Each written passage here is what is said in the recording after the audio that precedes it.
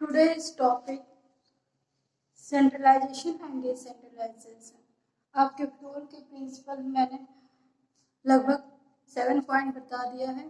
ये आपका 8 पॉइंट है, सेंट्रलाइजेशन एंड डिसेंट्रलाइजेशन।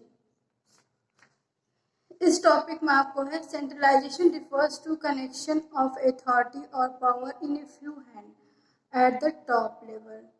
इसमें क्या होता है, सेंट्रलाइजेशन जो होता है आपका, ये अथॉरिटी और रिस्पॉन्सिबिलिटी जो होती है कुछ, वो टॉप लेवल के मैनेजमेंट पे होती है, क्योंकि वो अपने पास अथॉरिटी रखता है पॉलिसी मेकिंग का और ऑर्डर देने का। ये सभी क्या करता है, टॉप मैनेजमेंट के पास अथॉरिटी और रिस्पॉन्सिबिलिटी होती है। Centralisation means evenly distribution of power at every level of management. अब डिसेंट्रलाइजेशन आपके क्या होते हैं, जो भी आपके मिडिल हैं और आपके सुपीरियर हैं, इन सभी के पास क्या होता है, डिसेंट्रलाइजेशन होता है।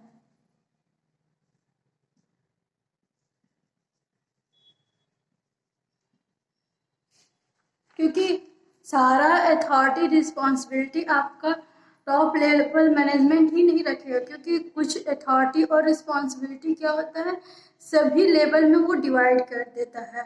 जैसे आपका स्कूल में है, आप एक एग्जाम्पल रख लीजिए, आपके स्कूल है, मैनेजमेंट है, प्रिंसिपल हैं, टीचर्स हैं, टीचर्स के हेड भी हैं, तो सारा अथॉरिटी मैनेजर प्रिंसिपल नहीं रहता, कुछ टीचर के हेड्स के पास रहता है। वो क्या करते हैं कि वो उनको टीचर को कोई भी प्रॉब्लम होती है तो अपने टीचर के जो हेड होते हैं उनसे कहते हैं, फिर उसके बाद जो हेड होते हैं प्रिंसिपल से कहते, प्रिंसिपल फिर क्या कहते हैं, मैनेजर को इन्फॉर्म करते हैं। तो एक चैन होता है। अगर कोई ऐसा नॉर्मल डिसीजन लेना हो, अथॉरिटी लेना हो, तो टीचर के हेड है, वो आपका क्या कर सकते हैं, कुछ अथॉरिटी उनको प्रोवाइड कर देंगे कि नहीं ऐसा नहीं होना चाहिए, तो आपके टीचर के हेड भी कुछ डिसीजन ले सकते हैं।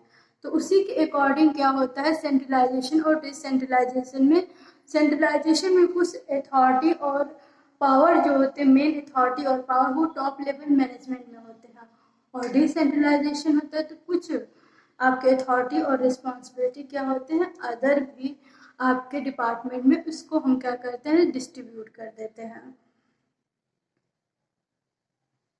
According to Floor, company must not be completely centralization or completely decentralized, but there must be combination of both depending upon the nature and size of the organization.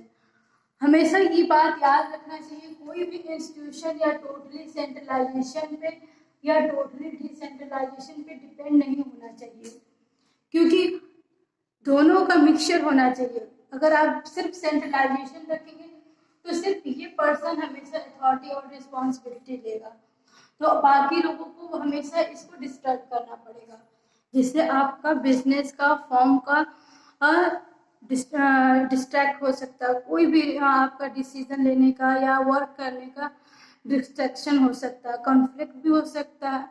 तो इसमें क्या होता है, कोई भी, और ये आपको क्या होता है, सेंट्रलाइजेशन और डिसेंट्रलाइजेशन हमेशा आपके जो भी बिजनेस है उस पर डिपेंड रखता है। आपका बिजनेस क्या है, स्मॉल है कि लार्ज है, उसके अकॉर्डिंग क्या होते हैं कि हम अपने अथॉरिटी और रिस्पॉन्सिबिलिटी को डिस्ट्रीब्यूट करते हैं।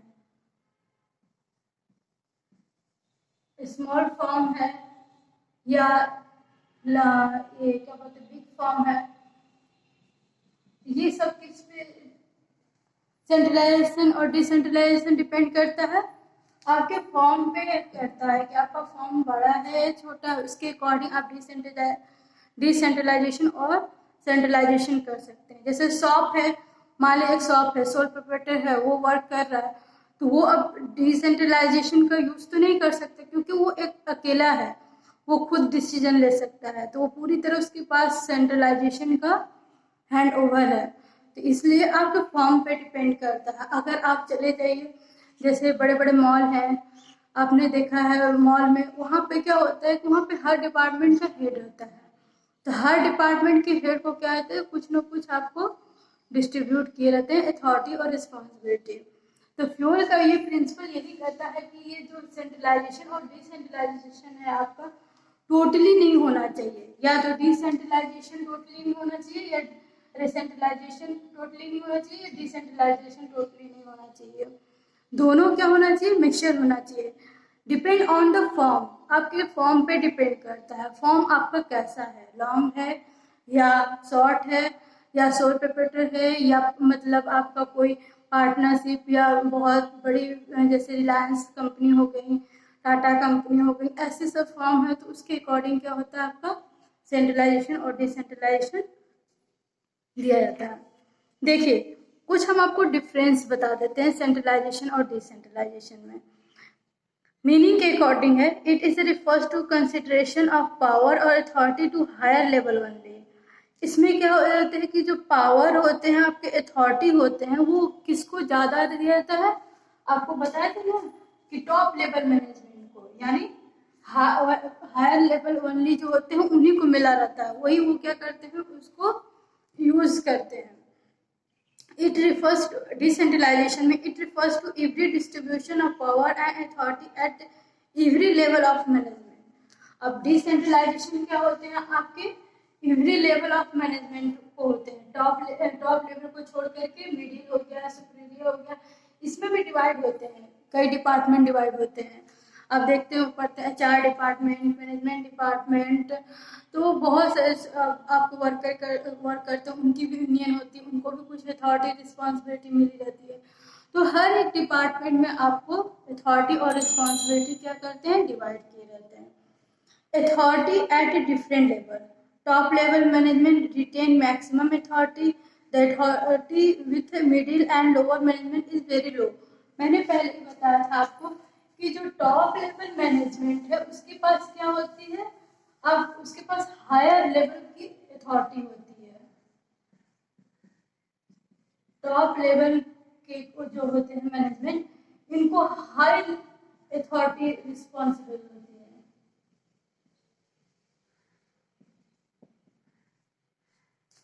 Got it.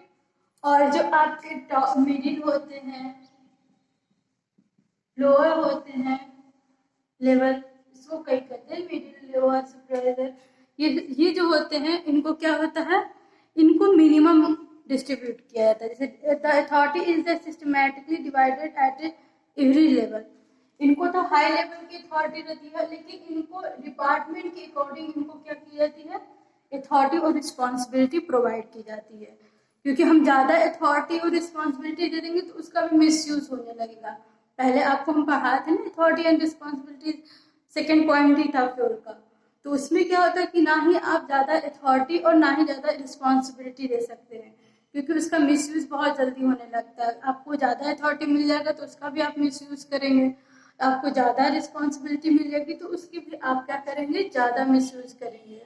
या आपको हुआ कि वर्क केवल मैं ही कर रहा हूँ, रिस्पॉन्सिबिलिटी सारी मेरी है, तो इसीलिए दोनों का क्या होता है, मिक्सचर होना चाहिए। अथॉरिटी और रिस्पॉन्सिबिलिटी हमेशा क्या होनी चाहिए, हमारी इक्वल होनी चाहिए। और आपको सेंट्रलाइजेशन और डिसेंट्रलाइजेशन नोन हो गया। अब अगला प्रिंसिपल है प्रिंसिपल ऑफ स्केलर चेन।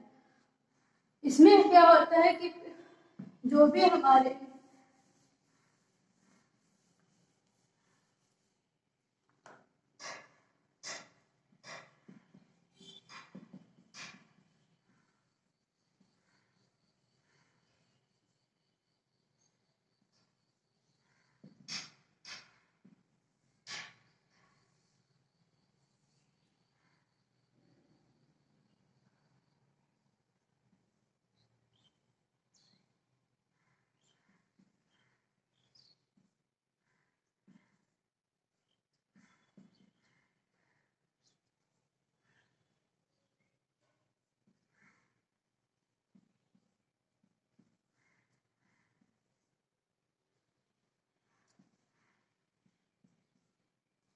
ये आपका प्रिंसिपल ऑफ स्केलर चेन है, इसको हम बताते हैं। Scalar chain means line of authority और chain of superior from higher to lower rank.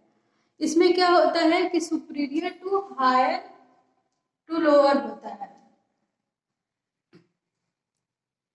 Scalar chain means line of authority or a chain of a superior from higher to lower rank. Fuel insists that this chain must be followed strictly in the organization. Every important information must be passed through every key of his chain. No skipping of any one key should be allowed. अब क्या होता है कि जो भी information होता है आपके हायर टू लोअर लेवल को जाता है, तो जो भी इंफॉर्मेशन होना चाहिए चैन वाइज होना चाहिए। अगर ये हायर लेवल के आपके हैं तो इनको इंफॉर्मेशन देंगे, ये इनको इंफॉर्मेशन देंगे, मतलब फिर इधर से ये इनको इंफॉर्मेशन देंगे, ये इनको, फिर ये मतलब स्टेप बाय स्टेप आपके क्या हो जाएंगे, आपके आने चाहिए इंफॉर्मेशन।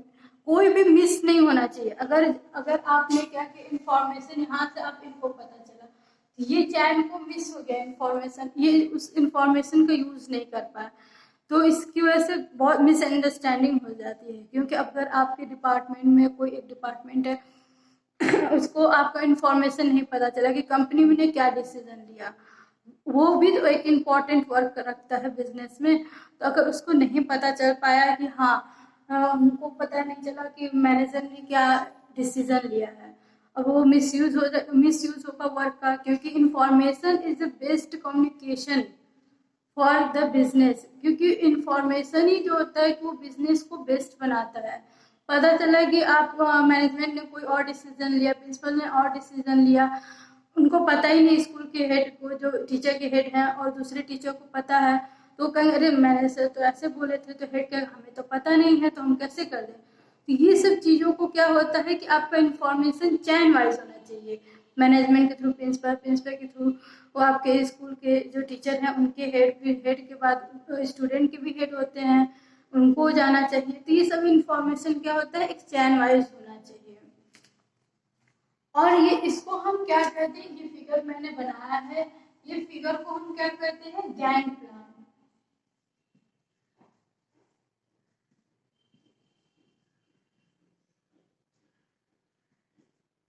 गैंग प्लान ये एक फिगर है, फिगर के थ्रू हम आपको इसको बताते हैं एग्जांपल से related. According to scalar chain principle, if he want to contact O he has to remove through E. अब क्या होता है कि प्रिंसिपल जो होता है E to D, D C B A L M N O, then O. अब आपको क्या होगा, इंफॉर्मेशन जो होगी ई के बाद आपके कहाँ जाएगी, ई को इंफॉर्मेशन देना है ओ को, तो ई के बाद कहाँ जाएगा, डी के पास जाएगा, डी के पास कहाँ इंफॉर्मेशन जाएगा, सी के पास जाएगा, सी के बाद कहाँ जाएगा, बी को, बी के बाद ए को, फिर एल को, फिर एम को, फिर एन को, फिर ओ को। अब ये आपका क्या हो गया, इंफॉर्मेशन। ई को अगर इंफॉर्मेशन कोई ए को ओ को देना है तो ये क्या हो जाएगा, ऐसे चैन वाइज आपका इंफॉर्मेशन जाएगा। तो इसमें क्या होता है कि this is chain broken, then there are a chance of communication gap in the organization, but sometimes follow scalar chain because a long process। कभी कभी क्या होता है कि स्केलर चैन करने के चक्कर में बहुत लॉन्ग प्रोसेस हो जाता है।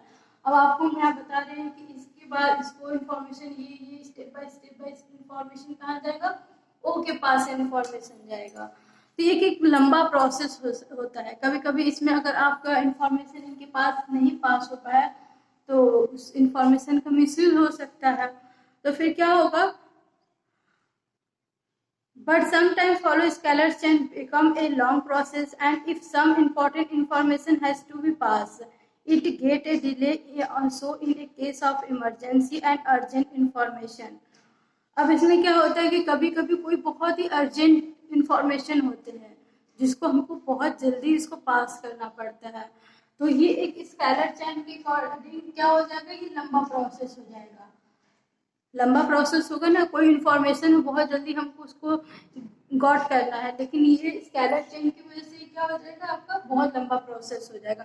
तो फ्यूल प्रिंसिपल क्या कहते हैं, fuel permit A shortcut in the chain which is called gang plan. Fuel आप ये क्या कहते हैं, एक उन्होंने क्या दिया है उनकी तरफ से एक जैसे शॉर्टकट है, वो है आपका गैंग प्लान। उन्होंने वो गैंग प्लान बनाया कि direct communication between the employer worker in different position without following the scalar chain। स्केलेशन के थ्रू हम क्या कर सकते हैं, इंफॉर्मेशन हम तुरंत पा सकते हैं। अगर हमको इसको इंफॉर्मेशन इसे देना है तो हम डायरेक्टली भी क्या करते हैं, इसको इंफॉर्मेशन यहाँ से हम पास कर लेते हैं in the case of urgent, क्योंकि हमको इसको इंफॉर्मेशन पहुंचाना है ना, तो इसके अकॉर्डिंग हम क्या करेंगे, हम शॉर्टकट में उनको इंफॉर्मेशन डायरेक्ट मिल करके पहुंचा सकते हैं। एग्जाम्पल में इसी को बताया गया है, if E want to pass some urgent information to O then insist of following the long routine of scalar chain. Scalar chain के थ्रू ये लॉन्ग रूटीन आपका हो जाएगा। He can directly communication with the O by a constructing a gang plan, generally working cannot a directly communication with CO but through a gang plan it is possible। अब क्या हो जाता है कि आपको ये स्केलर चेन से process बहुत लंबा हो सकता है। कभी कभी हम क्या करेंगे कि सीओ से कांटेक्ट न करके डायरेक्ट हम जब जिस पर्सन को कम्युनिकेशन या इंफॉर्मेशन जो भी पहुंचाने हैं उसको हम क्या करेंगे, डायरेक्टली कांटेक्ट कर लेंगे। ये गैंग प्लान, इसको हम क्या कहते हैं, गैंग प्लान कहते हैं। ये इस फ्लोर के थ्रू ये आपको बताया गया है।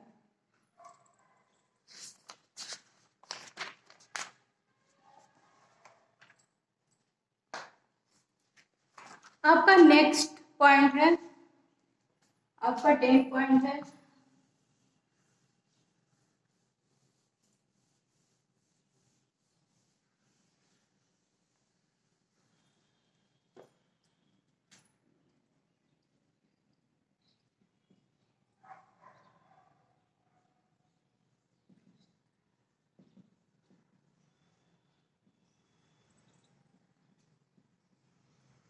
Principal of order. Principal of order, इसमें ऑर्डर की बात की गई है। इसको तो थोड़ा बहुत आप लोग को नोन हो रहा होगा कि principle of order. In this principle order does not means a command but it refers to ordinary arrangement of man and material that is the fixed place for everything and everyone in the organisation. अब इसमें हम क्या करते हैं कि ये एक तरह का आपको ये क्या कह रहा है कि आपको कमांड करने के लिए बोला जा रहा है ना। इसमें कमांड नहीं कर, इसमें क्या कह रहा है, मैन को और आपके क्या है जो प्रोडक्ट है, मटेरियल है, उसको दोनों को एक फिक्स प्लेस पे रखने की बात की जा रही है। फिक्स प्लेस पे, जैसे आप कोई भी प्रोडक्ट है उसको क्या करते हैं, अरेंज करके रखते हैं। जैसे मॉल में जाते हैं तो आपको हर एक डिपार्टमेंट में अरेंज किया हुआ सब चीज़ें मिलेगी। कॉस्मेटिक इधर मिलेगा आपको, जनरल चीज़ें दूसरे डिपार्टमेंट में आ जाएंगे। आपको जैसे जो भी क्लॉथ की है वो अलग डिपार्टमेंट में, शूज़ का है अलग डिपार्टमेंट। तो हर एक चीज़ें आपको क्या होगा, वो अपने प्लेस पे रहेगा। आपको पता रहेगा कि हाँ फूड का है तो हमारे फुटवियर का है तो किस फ्लोर पे है, हमारे क्लॉथ का है तो किस फ्लोर पे है, हमारे होम डेकोरेट का है तो किस फ्लोर पे है। मतलब हर एक जो आपके सामान है, मटेरियल, उनको क्या करते हैं, अपने प्लेस पे रखते हैं। और जो मैन है उनको भी अपने अपने प्लेस पे क्या करते हैं, उनके प्लेस को बताते हैं कि आपका वर्क यहाँ पे है, आपका वर्क यहाँ पे है। आप जाते होंगे मॉल पे तो देखते होंगे कि हर एक उस डिपार्टमेंट का जो मैन रहता है वो वॉच करता रहता है, और कोई भी इंफॉर्मेशन आपको उससे चाहती है तो आप उससे गेट करते हैं। कभी कभी क्या होता है, हमको पता नहीं चल पाता है कि ये प्रोडक्ट कहाँ मिलेगा, तो वो आपको बताएं कि हाँ ये प्रोडक्ट इस फ्लोर पे मिलेगा या वो वहाँ डिपार्टमेंट है इसका। तो ये सभी चीज़ें क्या होती है, हम लोग ऑर्डर वे में इसको मैनेज करते हैं। Of a man and material that is a fixed place of everything and everyone in the organization. Fuel insists that there must be a fixed place to keep every material and thing used in the organization, and fixed place or a set or a cabin for every employee of the organization, so that no time and energy is wasted in search of a material or any person.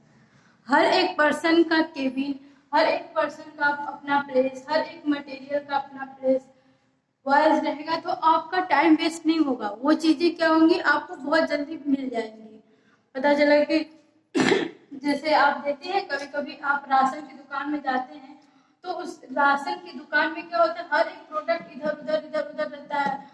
आप क्या करते हैं, उससे जब बात करेंगे तो वो क्या करेगा, वो प्रोडक्ट आप कोई चीज मांगेंगे, उसको क्या होगा, टाइम लगता है खोजने में, क्योंकि वो सब प्रोडक्ट क्या है, आपका मैनेज नहीं है। और आपका वही जाइए, कोई मॉल में जाइए, कोई डिपार्टमेंटल स्टोर में जाइए, तो आपको हर एक चीजें एक जगह फिक्स मिलेंगी। आपको पता है कि यहाँ पे ये मिलेगा, यहाँ पे ये मिलेगा, इस स्टोर में ये मिलेगा, इस स्टोर में बुटीक है तो यहाँ क्लॉथ है, यहाँ शूज है, यहाँ बेल्ट है, मतलब हर एक चीज आपको वहाँ पे प्रोवाइड हो जाएगा, क्योंकि हर एक चीज को एक वे में किया गया है। किड्स का यहाँ है, मैन का यहाँ है, वुमेन का यहाँ है, ओल्ड पर्सन का यहाँ है। ये सभी चीजें आपको क्या करेंगे, मैनेज करके ऑर्डर वे में देंगे आपको। आपको ये टॉपिक समझ में आ गया। ये फ्लोर का 10 प्रिंसिपल है। प्रिंसिपल ऑफ इक्विटी 11 में है आपका।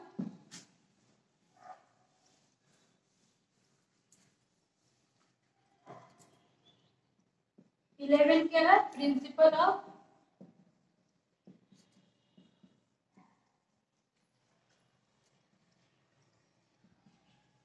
इक्विटी।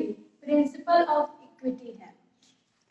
इक्विटी से तो आप नोट हो ही रहे होंगे कि इक्विटी क्या होती है। As a Hindi meaning equity means होता है समानता। क्या होती है, समानता होती है। तो अभी इस प्रिंसिपल में आपको फ्यूल थोड़ा बहुत तो नोन हो रहे होंगे कि हाँ प्रिंसिपल फ्यूल क्या कहना चाह रहे हैं, क्योंकि इक्विटी की बात आई है, समानता की बात आई है। तो equity refers to kind a fair and just treatment to employee. Employee will put their maximum effort only when they are treated with kindness and justice. If a manager is based in a dealing with employee and employee will get dissatisfied and will not contribute their maximum capability. हमें क्या करना चाहिए कि जो भी employ की necessity है उसको हमको सेटिस्फाई करना चाहिए। देखिए, आपके एम्प्लॉय सेटिस्फाई होंगे तो आपके बिजनेस में जो भी वर्क करेंगे वो एक इफेक्टिव माइंड के थ्रू वर्क करेंगे, क्योंकि जब तक एम्प्लॉय सेटिस्फाई है तब तक आपका क्या होगा, ऑर्गेनाइजेशन का वर्क रन करेगा टॉप लेवल पे। टॉप लेवल मीन्स नहीं कि टॉप लेवल मैनेजमेंट, टॉप मतलब कि एट द हायर, मतलब आपकी कंपनी हो सकता है टॉप 10 में भी आ सकती है, आपकी कंपनी हो सकती है टॉप 3 में भी आ सकती है, क्योंकि एम्प्लॉय सबसे इम्पोर्टेंट रखते हैं आपके, क्योंकि employee is the wealth of the company. क्योंकि एम्प्लॉय ही ऐसा है जो आपकी कंपनी को क्या कर सकता है, अप करता है या डाउन करता है। समझ में? ये दोनों यही सिचुएशन करते हैं एम्प्लॉय ही आपके। Get it? क्योंकि